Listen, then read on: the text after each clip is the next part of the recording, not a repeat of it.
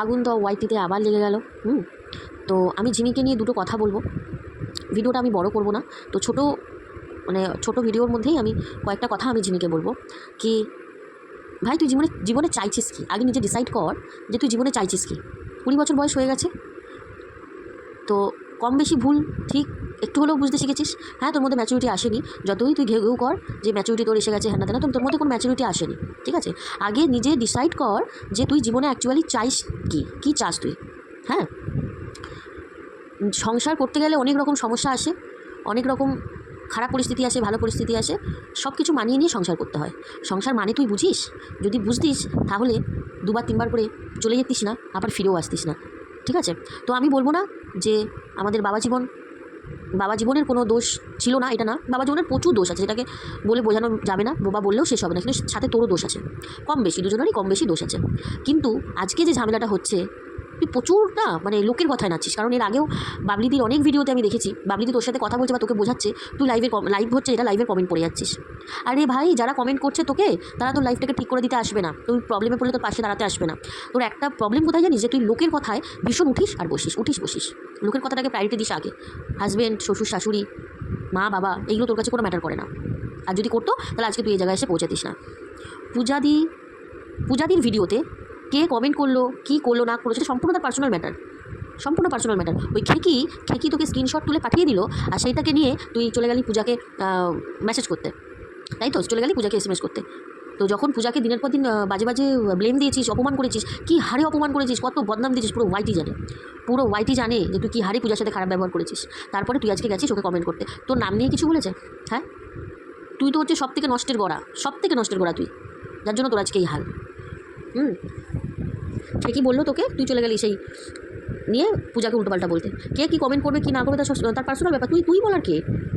আমার ভিডিওতে কমেন্ট আছে, খারাপ কমেন্ট, ভালো কমেন্ট, আমি বুঝবো কে কাকে কী করেছে না করেছে।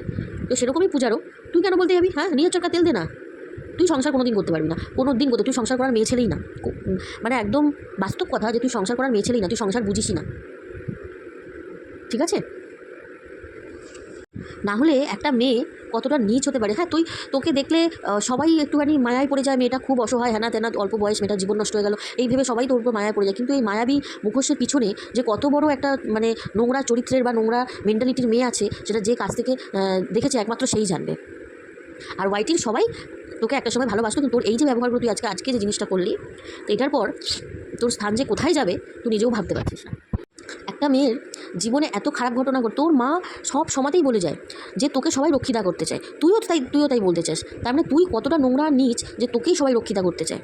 এক তো অপূর্বকে নিয়ে বলেছে, আর এক তো ওই ম্যাগিকে নিয়ে বলেছে, ঠিক আছে, তোকে রক্ষিতা করে রাখতে চায়। তুই আবার বলছিস তোর বাবা তোকে রক্ষিতা করে রাখতে চায়। তাহলে যখন তোকে রক্ষিতা করে তোর বাবা রাখতে চেয়েছে, যখন ফার্স্ট তুই বুঝতে পেরেছিস, তখন কেন প্রতিবাদ করিসনি? তখন কেন সে সংসার থেকে বেরিয়ে অন্য কোথাও গিয়ে থাকার ব্যবস্থা মা মেয়ে করিসনি? আজকের ডেটে এসে তুমি সেগুলো শ্বশুরবাড়িতে গিয়ে বসে সেগুলো বলছিস যে আমার বাবা আমাকে এই করতে চেয়েছিল, সেই করতে চেয়েছিল। লজ্জা করে না রে?